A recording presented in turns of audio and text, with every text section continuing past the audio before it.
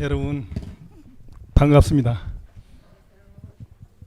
예, 10월입니다.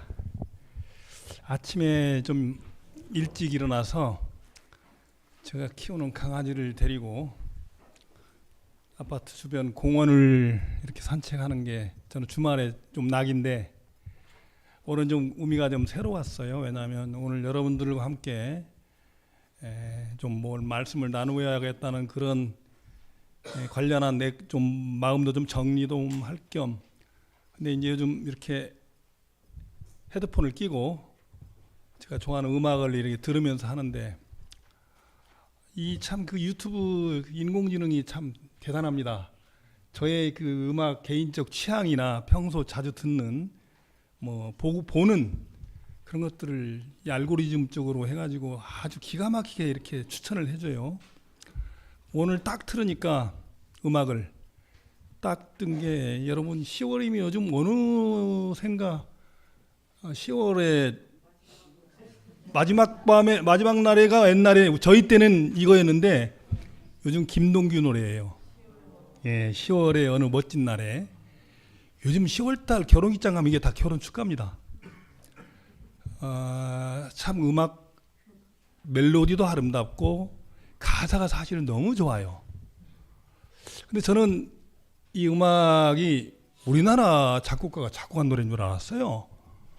작사도 너무 좋았지만 그것도 좀 알아보니까 이 우리나라가 노래 아니고 원래 스웨덴인가 노르웨이 쪽에서 유행했던 노래를 우리나라로 이제 번안해 가지고 김동규라고 하는 그 가수 그 성악가가 취입해 가지고 단번에 지금 10월에 마지막 밤인가 하는 노래를 뒤집어 엎고 최고의 인기, 제가 보기에는 대중가요는 아닌 것 같아요. 멜로디나 가사를 잘 보면 이 가사에 또 기도라는 말도 들어갑니다. 그래서 제가 이 음악을 들으면서 좀 은혜를 좀 받았어요. 예를 들면 눈을 뜨기 힘든 가을보다 높은 저 하늘이 기분 좋아. 이 처음 이렇게 시작합니다. 그러다가 쭉 가다가 지난 밤의 꿈처럼 정말 이게 사라질까봐 아쉬워서 기도하자 뭐 그런 내용이고, 마지막에 이제 클라이맥스가 창밖에 앉은 바람 한 점에도 사랑은 가득한 걸, 널 만난 세상 더는 소원 없어, 바람은 죄가 될 테니까, 이렇게 나가는데 개인적으로 고백하자면 사실 오늘이 제가 결혼 39주년 기념일입니다. 축하 좀 해주세요. 39년 쫓겨나지 않고 살았어요. 나이를 계산해 보니까 제 집사람하고 결혼해서 산 세월이 제가 그 전에 살 세월보다 딱 10년 더 결혼해서 더 오래 살았더라고요. 행복한 날입니다. 서설이 길었는데 사실은 오늘 무슨 말씀으로 여러분들하고 함께 제가 말씀 증거를 할까 이 생각 저 생각 하다가, 제가 신심이 엄청 깊은 사람도 아니고 신학적 조예가 또 깊은 분도 아니고, 그럼에도 불구하고 이 귀한 시간에 잡담할 수도 없고 고민하다가 제가 2018년부터 아까 남서울대학교라고 하는 대학에서 지금 총장으로 봉사 중인데, 총장 봉사하면서 저는 개인적으로 신앙적 하나 그 고비가 하나 뭐랄까 빌드업이 좀 되는 중요한 계기가 되었습니다. 왜냐하면 남서울대학이 그 이른바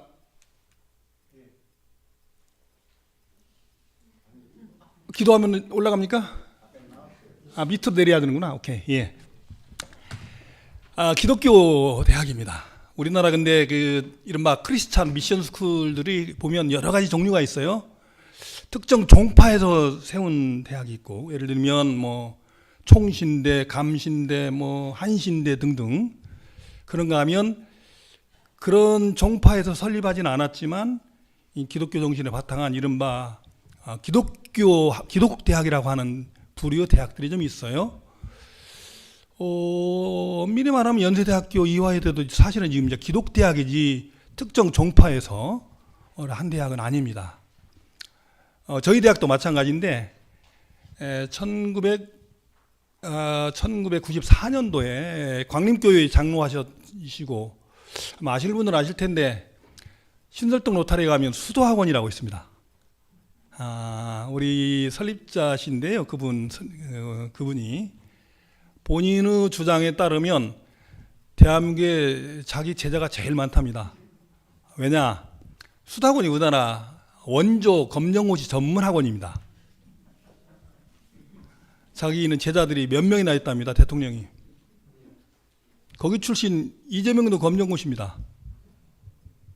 이를테면 그래서 자기 학원 출신이 전국에 그렇게 많은데 검정고시 학원을 해가지고 번 돈으로 본인이 워낙 국력한 촌에서 자라서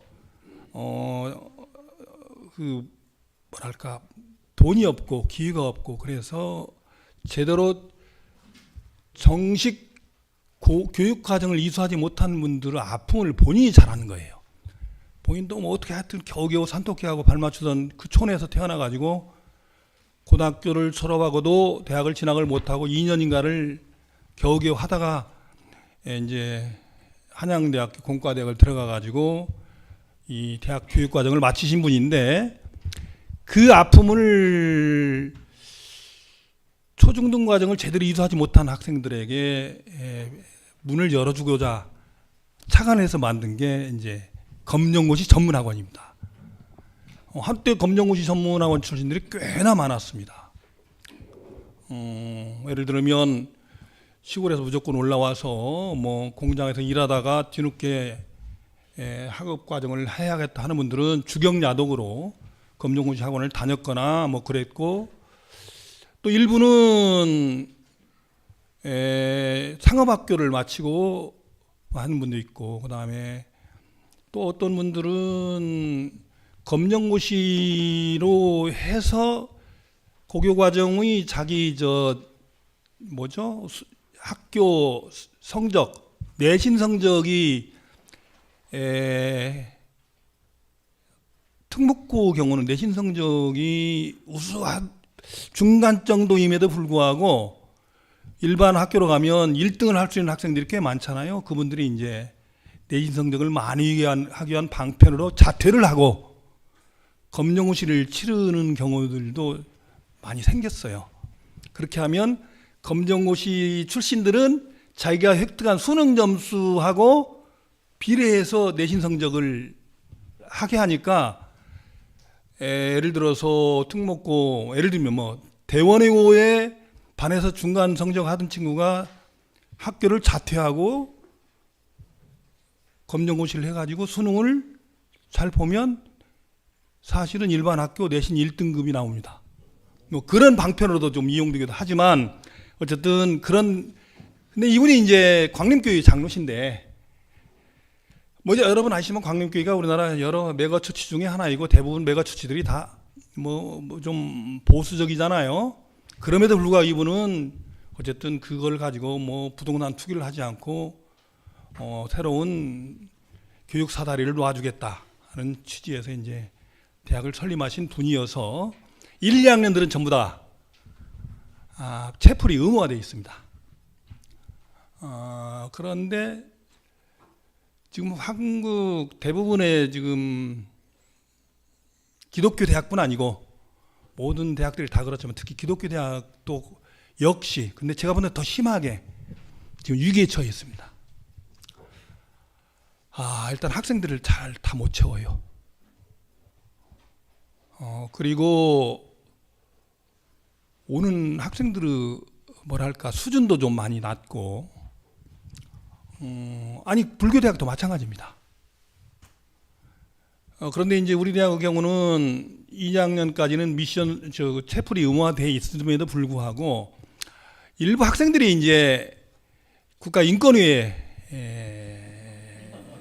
해서 난 크리스찬이 아닌데 왜 채플을 들어야 하느냐. 근데 우리 학교 모집 요강에는 우리는 체포를 실시하고 기독교 대학이지만 그걸 알고 와라고 하는 그게 있어요. 근데 지금 이 종립대학의 경우가 아닌 경우는 체포를 의무화하는 게 문제가 있다 해서 국가인권위에서 대책 과목을 만들어 가지고 이거를 기회를 주어라, 그렇게 지금 권고했습니다.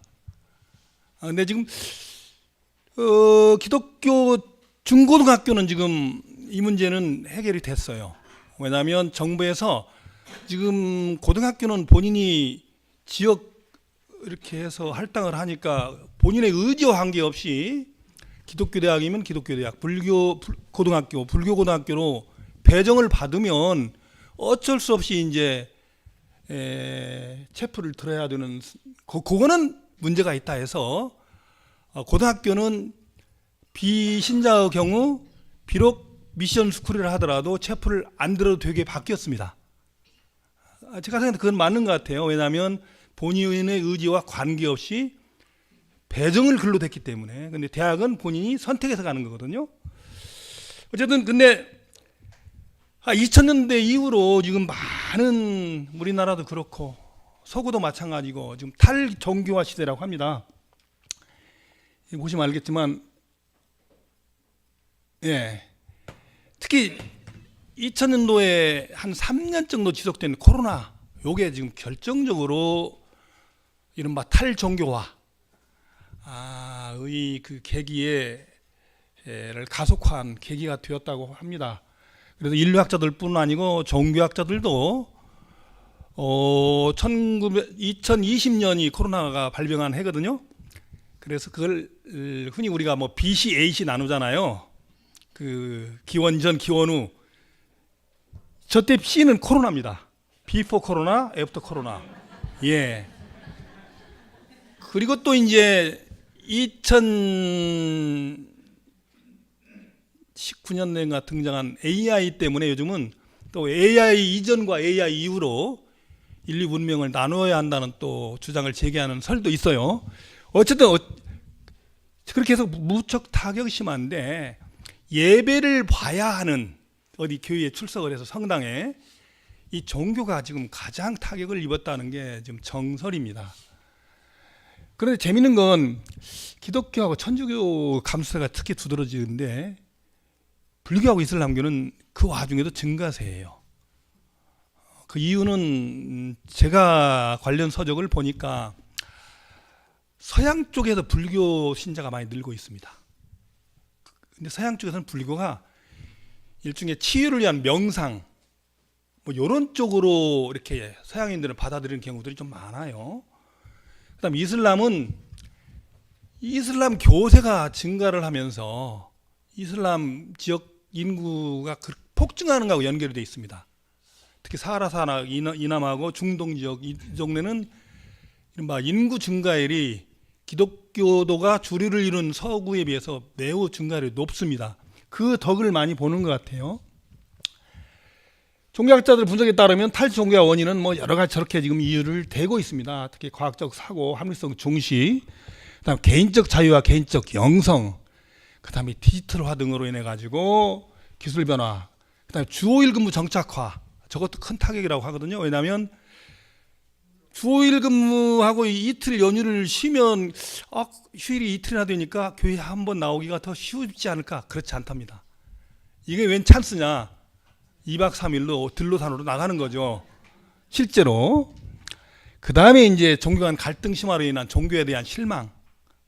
특히 지금 이스라엘 팔레스타인 사태 보십시오. 저게 지금 종교란 미명하에 지금 뭐 합리적 지구 역사상 가장 무지막지한 살상이 빚어지고 있잖아요.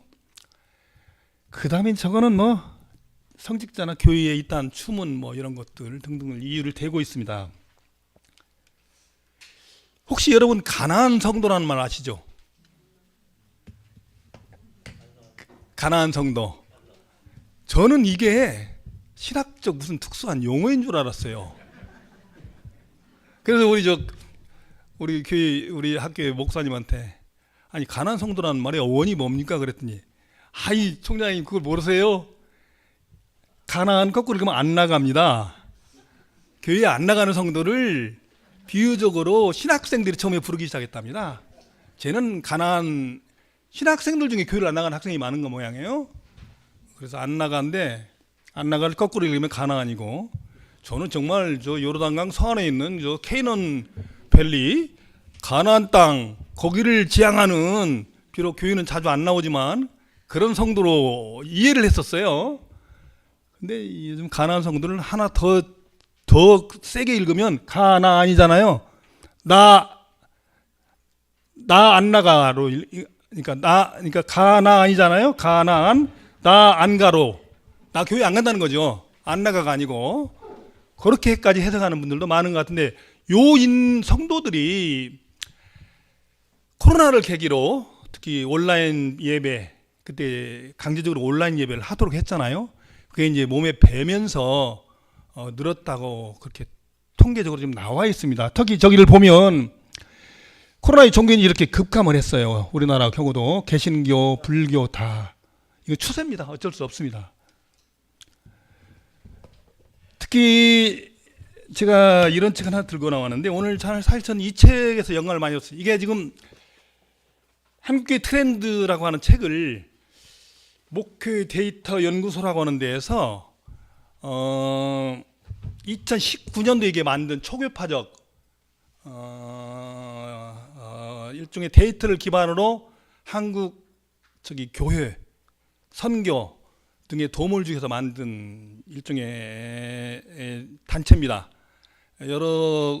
여기에 뜻을 같이 하는 분들의 이제 도움으로 2023년도부터 매년 이런 자료를 펴내고 있는데, 우리 대학에서 지금 청소년 사역에 고민하는 분들은 이 책에서 엄청나게 많은 도움을 받고 있습니다. 여기는 그러니까 탈종교, 그러니까 탈정치, 어느 특정 계파에 휩쓸리지 않고 뭐 그런 그 주의를 내세우고 있는데, 제가 보건대는 그 정도만 해도 괜찮이 합리적인 그 종교를 위해서 사역하는 분들의 단체인데, 중심인 분이 지용근 목사라고, 지용근 박사라는 분이 계신데, 이분은 목사인데 독특하게 대학에서 사회학을 전공하신 분이에요. 그리고 오랫동안 갤럽에서 여론조사 이 부분에 종사했던 분인데, 이분이 내 전공을 살려서 목회에 도움을 줄 만한 게 뭐가 있을까? 그래서 우리 교회들이 안고 있는, 특히 개신교가 안고 있는 여러 가지 문제를 데이터에 입각해서 분석을 해야만 답도 나올 거 아니냐 해가지고 지금 이런 책을 매년 내고 있는데, 매우 좋은 도움이 되고 있고 인사이트가 되고 있습니다.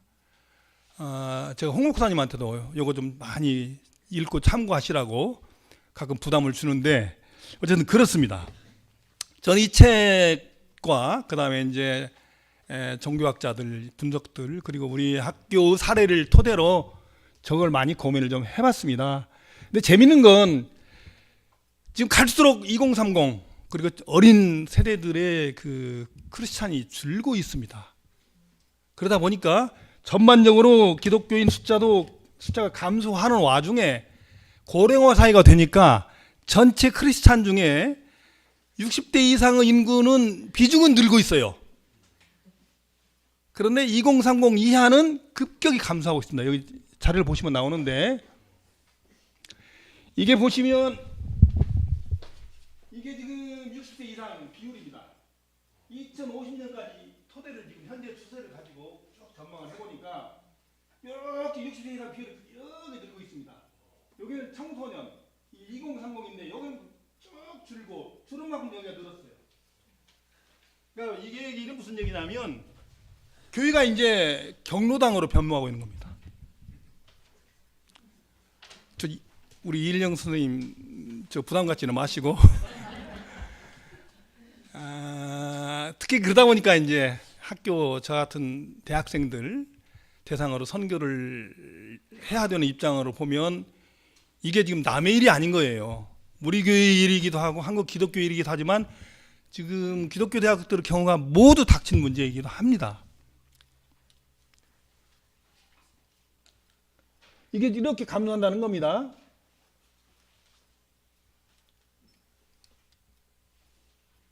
청소년 비중이 이렇게 감소한다는 얘기고요.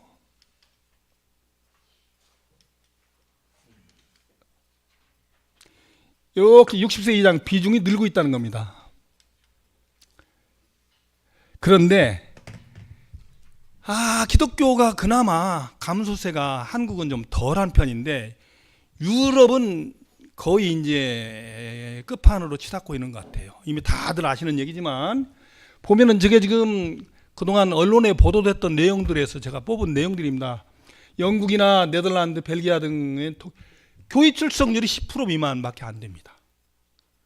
유럽 인구는 거의 5%만이 교회에 출석하고 있고요. 스위스 성당은 1700개가 되는데 전국에 그중에 650개는 아예 시무할 신부가 없어가지고 비어 있답니다. 심지어는 그러다 보니까 교회와 성당, 이게 레스토랑이나 호텔, 카페, 술집, 도서관, 양조장 요걸로 좀 변모해 버렸습니다. 왜 그러냐면 유럽의 오래된 성당들은 그게 다 일종의 문화재예요.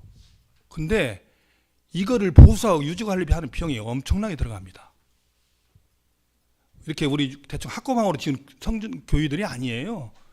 근데 기왕에는 성도들이 낸 헌금이나 이런 등등으로 이게 감당이 되었는데 저렇게 인구가 급감하고 신도가 급감하니까 그걸 당해낼 수가 없는 거예요.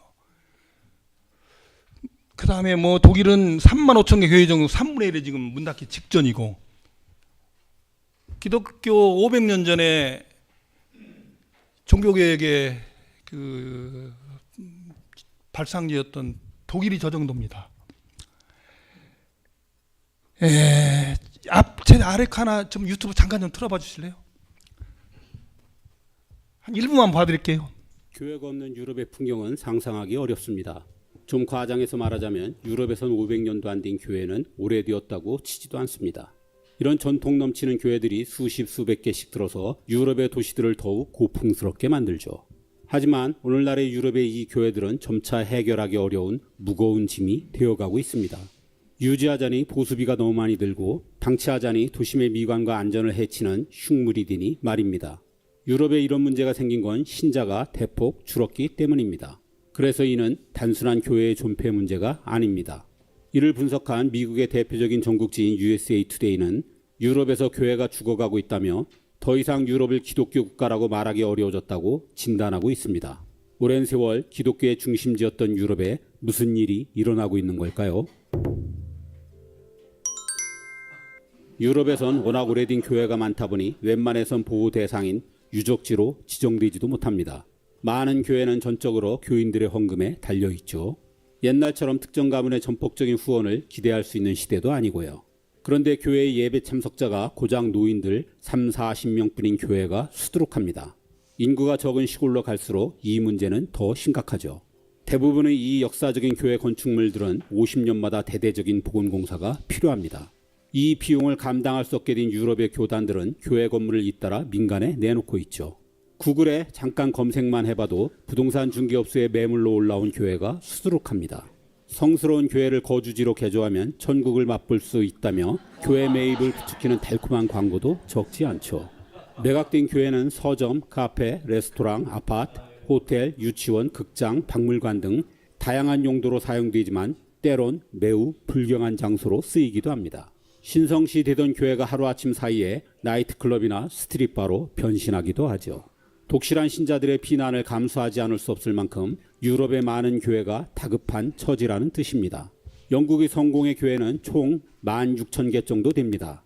이 중 4분의 3이 일종의 문화재인 역사적 건물입니다. 하지만 영국 성공회는 지금 큰 위기를 맞고 있습니다. 교회의 4분의 1 이상이 일요일 예배 참여자가 20명도 안 됩니다. 이미 1980년대부터 30년 동안 9,000개의 교회가 문을 닫았습니다. 이 와중에 스코틀랜드 에든버러에 있는 한 루터 교회는 프랑켄슈타인이라는 술집으로 바뀌었고 브리스톨에 있는 세인트폴 교회는 서커스 훈련학교가 새 주인이 되었습니다. 실제로 이 현상이 우리나라도 지금 정확한 통계는 없지만 경매 사이트에 들어가 보면 지금 경매 물건으로 나와 있는 한국 교회도 꽤나 많습니다.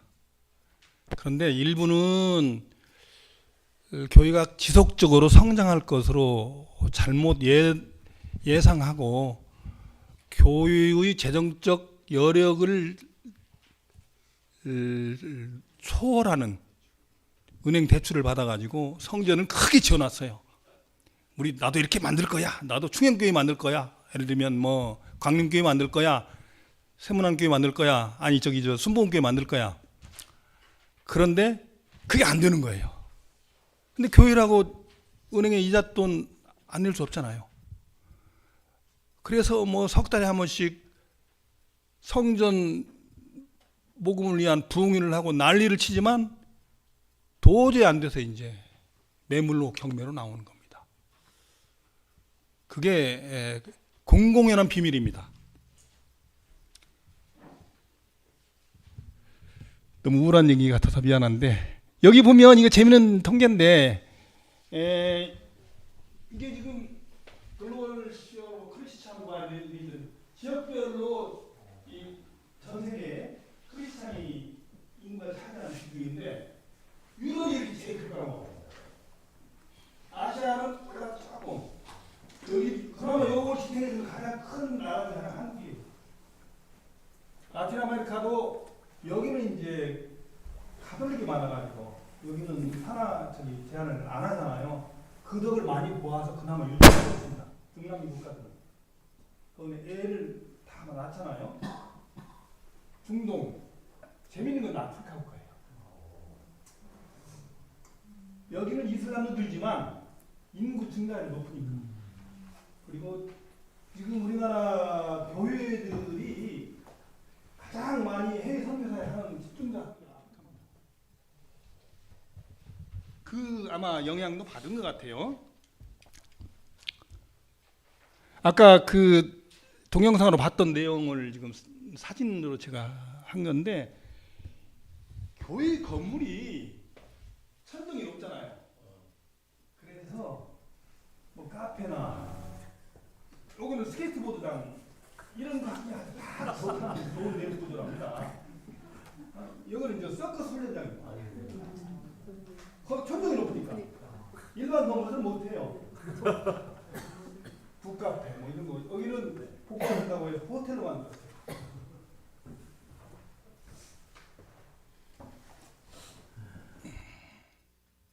그런데 이제 올해 나온 한국교회 트렌드 2025년 보면 몇 가지 키워드로 최근의 추세를 좀 정리한 거 있는데, 유반젤리즘이라고 하는 용어를 이제 새로운 조언인데, 저게 뭐냐면 유튜브 플러스 에반젤리즘, 유튜브 선교입니다.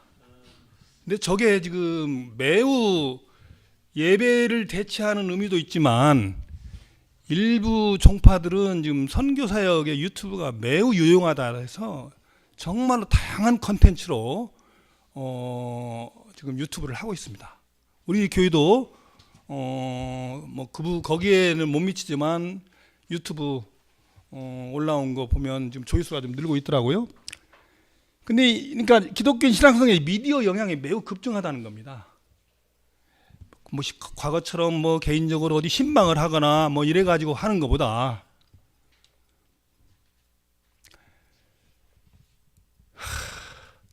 그다음 평신도 사역 필요성, 그걸 이제 포텐셜 레이어티라고 하는데요. 평신도 사역이 그래서 매우 중요하다. 왜냐? 지금 신학교가 매우 위축되면서, 그리고 평신도 중에서도 아마 우리 교회도 그 중에 하나가 해당되는데, 보면 저도 몰랐는데 여기 보면 평신도가 성인 예배 설교하는 교회가 이 통계에 따른 18% 이루고 있습니다. 목사님도 하시지만 평신도도 설교 말씀 증거에 참여하는 교회가 현재 우리나라에 굉장히 늘은 겁니다. 옛날 같으면 꿈도 못 꾸는 시절이죠. 그 다음에 패밀리 크리스천이 매우 늘고 있다. 그거는 코로나 때문에 그렇다는 겁니다. 그 다음에 이제 제가 학교 사역을 하다 보니까 이제 MZ 세대들의 성향이나 고민, 이걸 알아야, 무슨 증세를 알아야 처방전이 나오지 않겠습니까? 그래서 거기 관련 논문도 많이 보고 학생들과 많이 대화를 해요. 그러다 보니까 얘네들은 어쨌든 태어나면서부터 휴대폰 들고 태어난 애들이잖아요. 예? 현재 지금 인구 대비 이 정도 되고, 근데 얘네들은 일부는 신앙생활을 매우 중시합니다. 그런데 재밌는 건 애미들 신앙관이에요. 얘네들이 지금 그 교회에 대해 실망한 이유가 뭐냐 조사를 해보니까 위선적인 모습이에요. 성직자의. 그 다음에 형식에 얽매이는 모습, 일방적 소통, 뭐 꼰대처럼 한다 이거죠. 그런 등등으로 우리도 매년 신입생이 한 정원은 2,200명인데 정원회 입학생들까지 다 해가지고 하면 설문조사를 해가지고 우리가 이제 분석을 매년 합니다. 그 얘기를 좀 하겠습니다. 저희 대학은 일종 교훈이 요한복음 8장 32절 진리가 너희를 자유케 하리라. 그 다음에 섬기는 리더십을 갖춘 실무형 전문가를 양성하는 기관으로 우리 대학은 지금 자리매김을 하고 있습니다.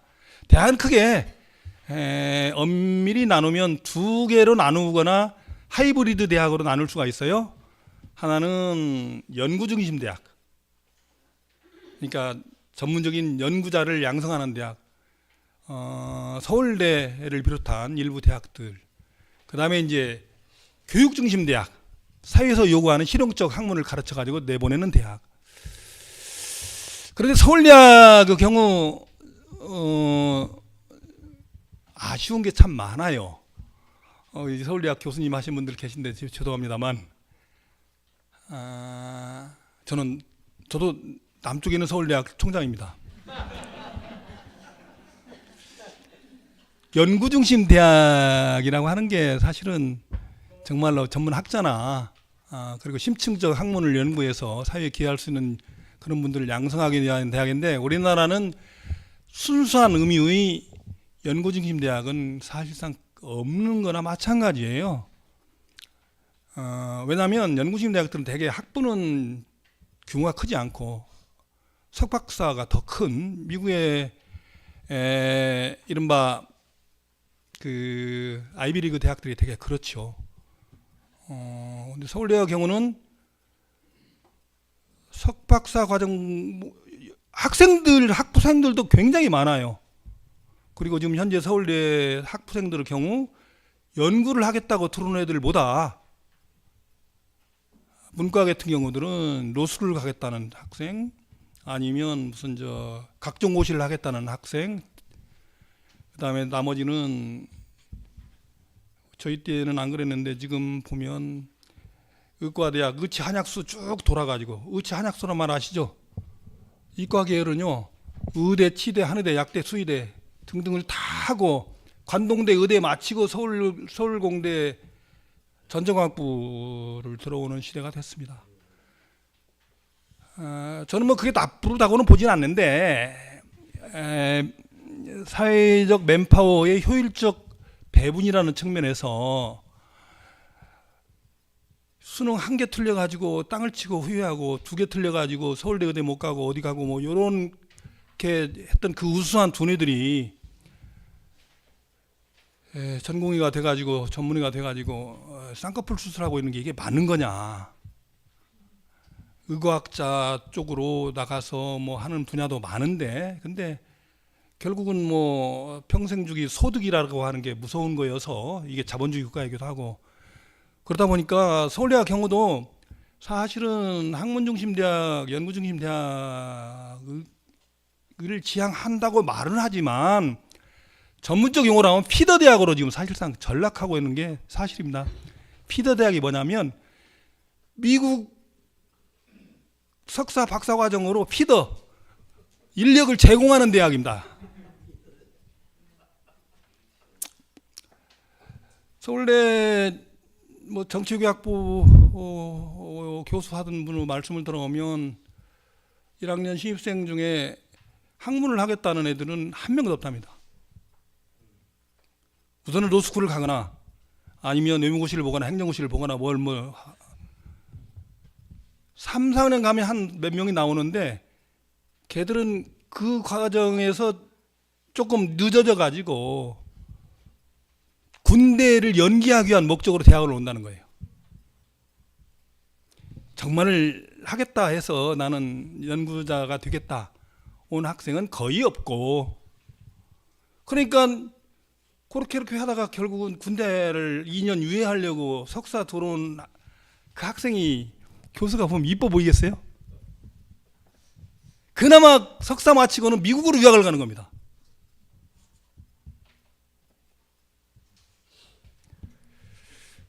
좀 이상한 길로 빠졌는데, 어쨌든 학생들하고 대화를 하다 보니까 학생들에게, 우리 대학의 경우는 이제 교육중심 대학이어서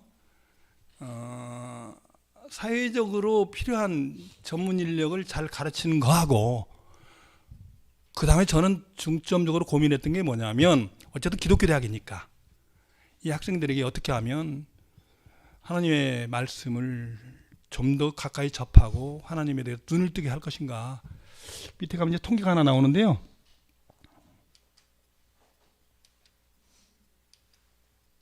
조금 내려주실래요? 여기 좀 더 낼게요.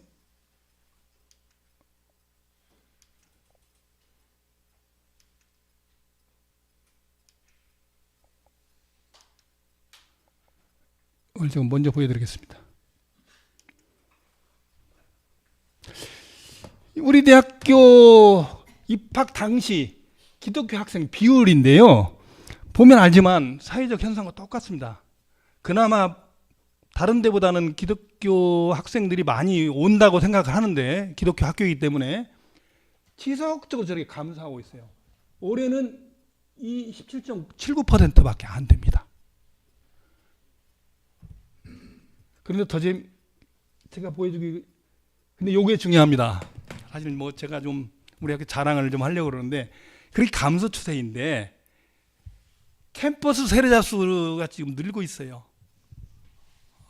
제가 주변의 기독대학들을 확인해 보니까 신자 수 감소는 당연한데 세례자 수도 또 그 이상 감소를 하고 있어요. 이 캠퍼스 세례라는 게 뭐냐면 1학년 때 들어올 때까지는 기독교에 눈을 떴지만 세례를 안 받았거나, 아니면 비기독교도인데 이제 기독교를 하겠다 해서 한 학생들로 일정 기간 그 세례 학습을 시킨 후에 이제 학교 안에서 세례를 받게 하는 겁니다. 제가 요게 매우 중요하다 싶어가지고 굉장히 여기에 이제 좀 열심히 매달렸습니다. 근데 그 과정에서 재밌는 거는 뭐냐면, 우리나라 지금 청소년들이 너무너무 불쌍합니다. 아까 제가 흘러간 거기 통계표에는 나오지만, 어쨌든 지금 OECD 국가 중에서 대한민국이 불명예스럽게 1위를 차지하는 게 굉장히 많습니다. 무슨 뭐 교통사고율 뭐 이런 거 많은데, 그 중에 하나가 뭐냐면 인구 10만 명당 자살하는 인구가 세계 단연 1위입니다. 근데 더 슬픈 건 청소년 자살률은 그보다 더 압도적 1위예요. OECD 국가 중에서. 그 이유가 뭘까? 거기에 대해서 지금 굉장히 많은 분들이 거기에 대해서 교육학자들이나 청소년 학자들이 여러 가지 고민을 하고 있는데, 뭐 엄청나게 그 가중화하는 학생들에 대한 그 학업 스트레스. 우리나라 대학은 학문은 이른바 패자부활전이 거의 없는 세상입니다. 포기부 지수가 좀 있어야 되거든요. 제가 미국에 잠깐 살 때 깜짝 놀란 것 중에 하나는, 미국은요 연방고속도로 경우, 아마 유심히 보신 분들은 아실 텐데, 여기를 가기 위해서 내가 엑시트를 나가야 되는데 놓치잖아요. 그러면 그 다음에 거기 그 놓친 사람을 위해서 또 한 번의 기회를 주는 그 엑시트가 또 있습니다. 굉장히 재밌습니다. 이게 일종의 이제 말하자면 기회를 놓친 사람을 위한 일종의 두 번째 기회를 주는 건데, 대한민국 교육은 어쨌든 대학교 갈 때 수능 점수 0.5점 차이로 수도권 의과대학과 비수도권 의과대학으로 갈리고, 제가 아는 친구 후배 하나는 모의과대학을 나왔는데 직장을 다니다가 공장에 매니까 나는 월급 생활보다는 의사를 해야겠다.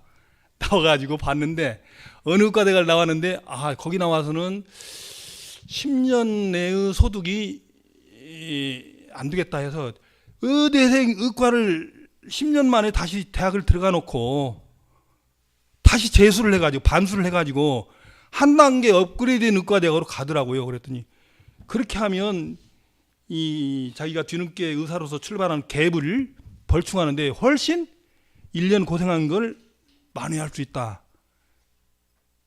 식으로 판단을 했는데 본인은 그 현명한 판단이었다고 지금 믿고 있고 실제로 우리도 그렇다고 믿고 있어요. 왜냐하면 그렇게 해서 카드를 그대로 업그레이드 해가지고 성공을 했어요. 그리고 주말이면 교회를 5개 등록해서 다니더라고. 개업을 뒤늦게 하니까. 봉천동에서 개업을 했는데 무슨 말씀인지 아시겠죠? 2층에 있던 서울대 출신 의사가 쫓겨서 도망갔습니다. 그거는 교회도 안 나가고 서울대 간판만 내걸고 영업을 하는데 카드록에 나온 이 친구한테 5개 교회를 매일 주말이면 가서 얼굴 비치고 헌금하는 여기한테 환자들이니까 아마 그런 의료 경영학이 따로 있나 봐요. 저는 모르겠지만. 근데 재밌는 건 제가 지금 하고자 하는 취지는 그게 아니고 우리 학생들 대상으로 해보니까 학생들의 그 아픔을 이해해주고 견뎌내주는 게 매우 중요하더라는 생각을 했어요.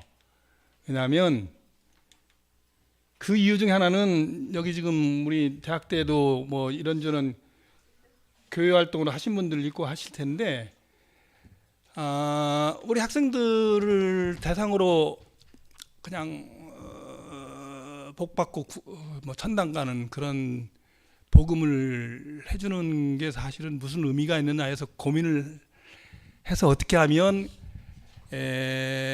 학교 건화기념의 이렇게 베이스가 된 광림교회 그 색채와 크게 배치되지 않으면서도 학생들에게 올바른 신앙관을 심어줘야 줄 수 있을까에 대한 그 고민이 제일 제가 고민이었어요. 그러다가 이제 어느 날 딱 제 머리에 온 게 우리나라 보면 우리 또래들 친구들을 보면 제 후배들 때까지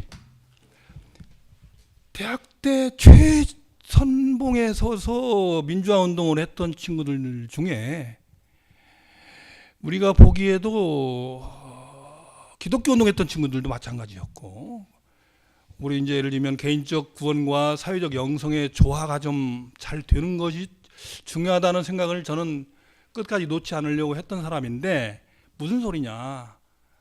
사회과학적 토대가 중요하지 무슨 뭐 영성이 중요하냐라고 했던 친구들 중에 상당수는 요즘 다 제가 보기에는 변절해 있더라고요. 그러니까 100% 일치하는 건 아니지만 모험주의적 급진 사상을 가졌던 친구들이 제일 먼저 변절하더라고. 특히 동유럽 망한 이후에 기독교 아닌 친구들도 마찬가지였어요. 특히 내가 지금도 잊지 못하는 건 제가 아까 1987년도에 이제 6.29 선언으로 1차적 민주화 조치가 이루어져 가지고 일로 삼김이 붙었던 13대 대통령 선거 다들 기억하실 겁니다. 우리나라 민주 대통령 선거사에서 그 선거가 제일 아쉬운데 사실은 야권 후보 단일화가 이루어지지 않았어요. YS DJ하고 김대중과 김영삼 사이에.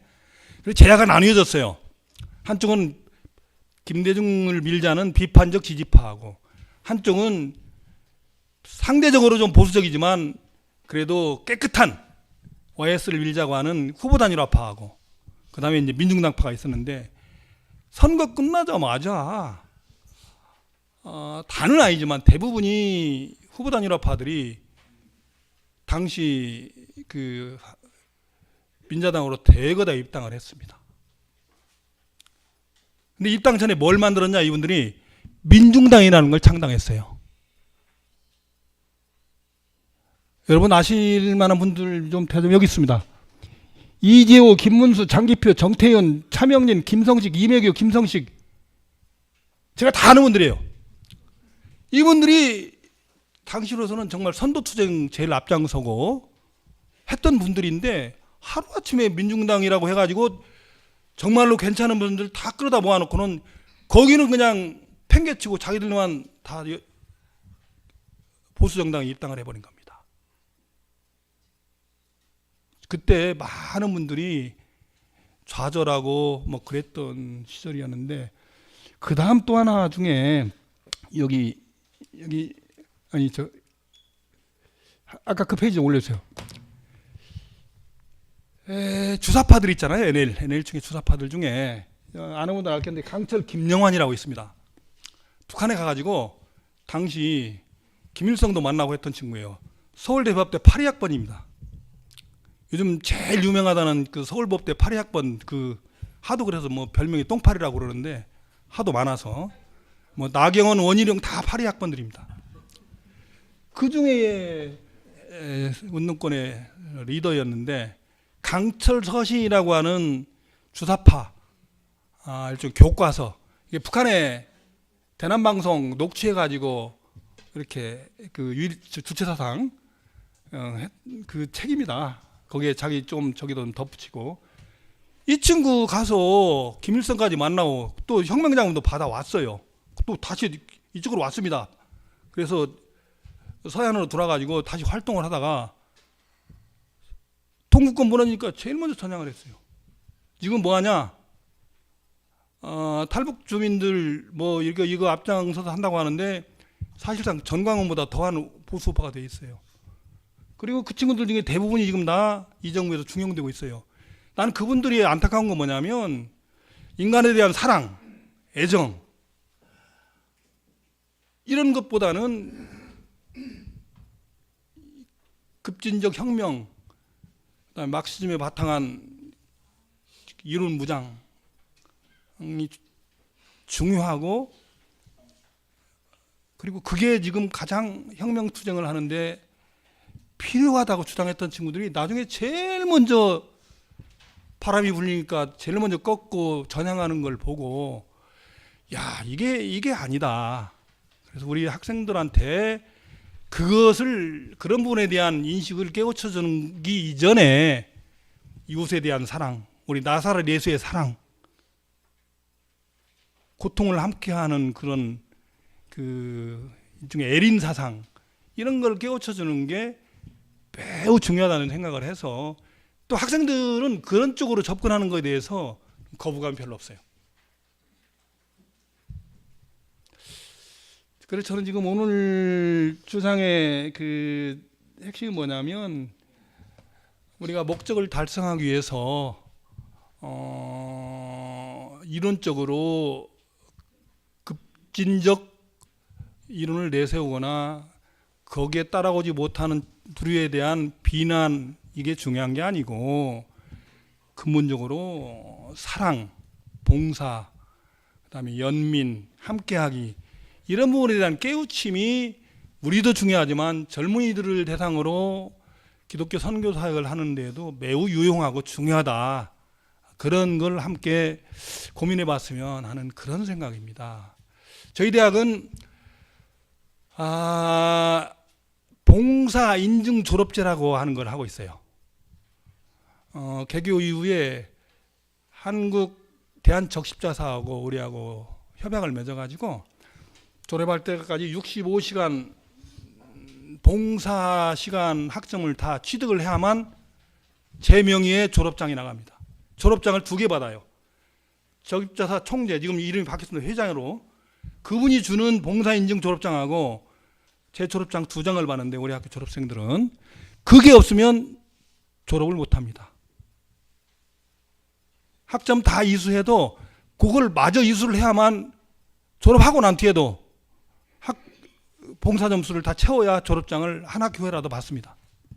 그런데 왜 그러냐면, 우리는 일반 저희 대학교 학생들이 취업하는 수 있는 그 기업들에서 가장 원하는 건 뭐냐면 뛰어난 연구 개발자를 원하는 게 아니고 인성이 뛰어난 그리고 배려할 줄 아는 그런 그 학생 직원들을 원한다고 하는 부분들에 대한 그 눈높이를 우리는 찾은 거예요. 그러다 보니까 우리 학교 학생들의 경우 취업을 할 때 우리 대학이 이런 제도가 있고 얘는 봉사인증 장학 졸업장도 받은 학생이다 하는 그런 부분이 같은 점수면 같은 상황이면 취업하는데 매우 유용하게 작동을 하고 있습니다. 그런데 여기에 학생들의 경우 자기가 출석하는 일단 세례를 받으면 점수를 좀 줍니다. 그 다음에 자기가 출석하는 교회에서 봉사할 수 있는 게 여러 가지 있잖아요. 우리 성가대 봉사, 그 다음에 뭐 구역 각종 뭘 맡아서 하는 직분 봉사, 그런 것들도 봉사 점수에 넣도록 좀 뭐랄까 플렉서블하게 바꿨어요. 그랬더니 학생들이 그 증명서는 목사님이 써줍니다. 근데 목사님이 하지도 않은 성가대 했다고 써주면 안 되겠지만 우리는 그 목사님을 믿어야죠. 뭐 하나님 앞에 서약하고 보냈는데, 그러다 보니까 개별 교회에서 봉사하는 학생들이 꽤 많이 늘어요. 봉사 점수를 따기 위해서도 그렇고 또 하다 보니까 느끼는 거예요. 그런 것들 등등 해서 보니까 우리가 지금 봉사 인증제도 매우 유용하다. 이제 마지막으로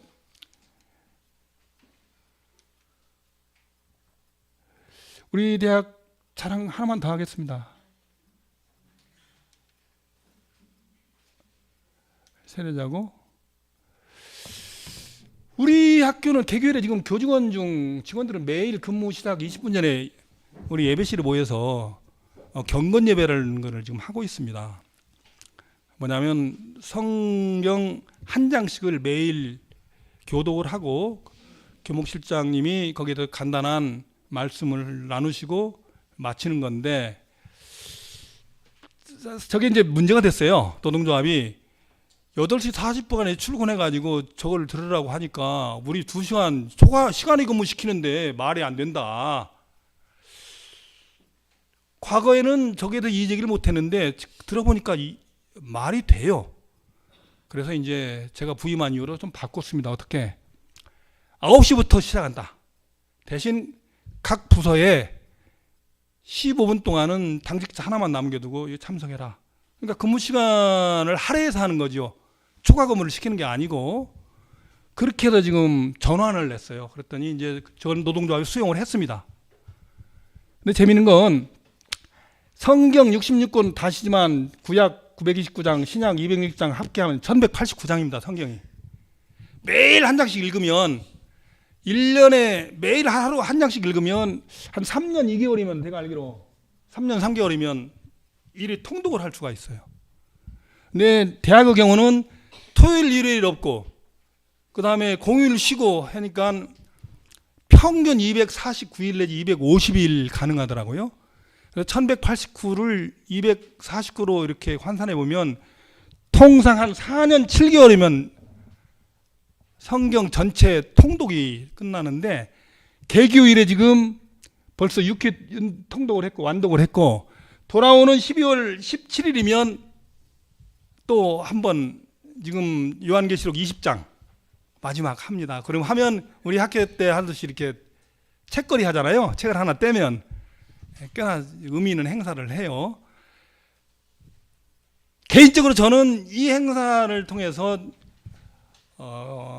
바울이 사울에서 바울을 회심하듯이 제 신심이 업그레이드 됐었던 것 같아요. 어쨌든 비가 오나 눈이 오나 저기를 가서 매일 하루 한 장씩 읽는다고 하는 게 간단치는 않습니다.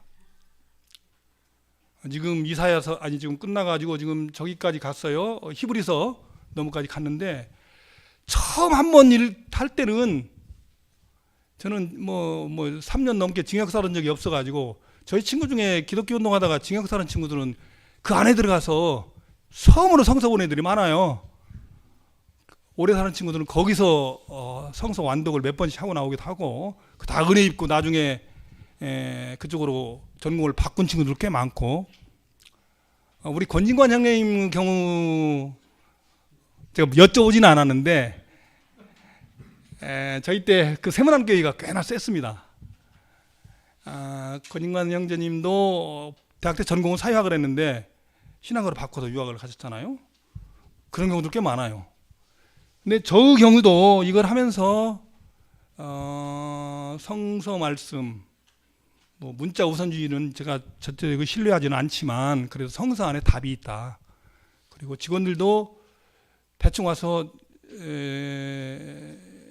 이걸 의무적으로 참석하는 게 마뜩지 않아 했던 직원들도 이거 참석하면서 새롭게 하나님에 대한 사랑과 깊이를 더 눈을 뜨고 깊이를 더 깊게 하는 그런 영적 체험을 하는 친구들도 많이 생기고, 저도 개인적으로 그런 생각들이 매우 새로워지는 그런 경험을 많이 했습니다.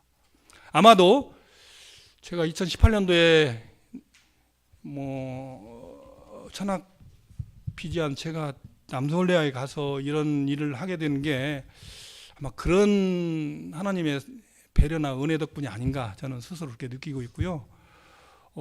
이런 깊이 이런 고민한 내용들이 각자가 지금 처한 상황에서 우리 교회를 더 키우는 것, 그리고 기독교가 어떻게 하면 우리 사회에서 빛과 소금이 될 수 있게 할까, 그런 문제에 고민하는 과정에서 조금이나마 고민하는 단초를 가 됐으면 고맙겠습니다. 마지막으로 제가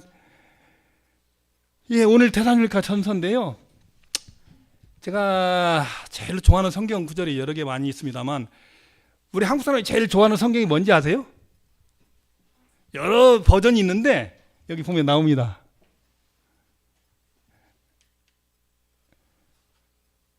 이건 저기 우리 부모님 묘소인데,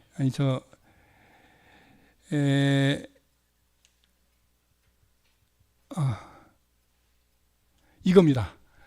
전 세계적 1위는 구글링 했던 그 검색량을 가지고 한 건데, 하나님이 세상을 이처럼 사랑하사 독생자를 주셨으니 이는 그를 믿는 자마다 멸망치 않고 영생을 얻게 하려 하심이라. 요한복음 3장 16절이고, 한국에서는요 저겁니다. 내가 내게 명령한 것이 아니냐, 강하고 담대하라, 두려워하지 말며 놀라지 말라. 내가 어디로 가든지 내 하나님 여호와가 너와 함께 하느니라 하시니라. 여호수아 1장 9절. 근데 저는 개인적으로 오늘 같이 여러분들하고 고민했던 데살로니가 전서 5장 16절에서 18절, 저는 이걸 구절은 외우는데 이 몇 장 몇 절인가를 제가 제일 별로 안 좋아하는 모 대통령이 쿠데타를 일으킨 날짜로 외우고 있어요. 5장 16절. 근데 저게 저한테는 매우, 그리고 제가 힘들고 어려울 때마다 저를 이렇게 세우는 성경 구절입니다. 항상 기뻐하라. 근데 사실 항상 기뻐하기 어렵습니다. 분노라는 게 얼마나 자주 치솟아 오릅니까?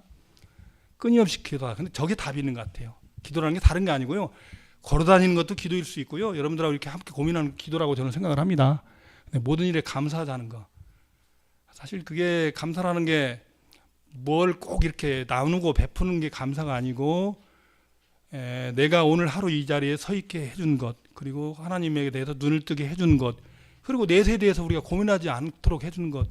어쨌든 나는 하나님 이상 빽이 없습니다. 그렇게 그런 믿음 있잖아요. 나는 적어도 천국은 갈지도 모르겠다. 그런 믿음. 저희 부모님 중에 아버님은 사실상 평생을 무교회로 사셨고, 어머님이 이제 꽤나 독실하셔서 나중에 권사까지 하셨는데, 저희 어머님 아버님이 나중에 합창하셔가지고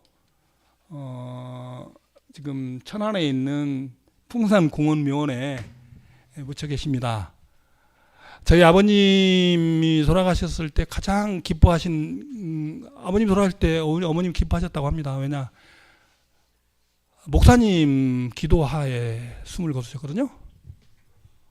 그래서 어머님께서도 기뻐하셨고 어머님 당사자도 그러셨고 저희 합동 묘소에 요한복음 11장 25절에 써 있습니다. 나는 부활이요 생명이니 나를 믿는 자는 죽어도 살겠고. 저는 항상 아까 말한 데살로니가 5장 16절하고 저 말씀을 가급적 되새기면서 살려고 노력합니다. 저희 부모님 이름이 너무 화려하죠. 아버님은 빼어날 봉우리고요. 어머님은 용궁입니다. 제가 용궁 속에서 나온 사람이에요.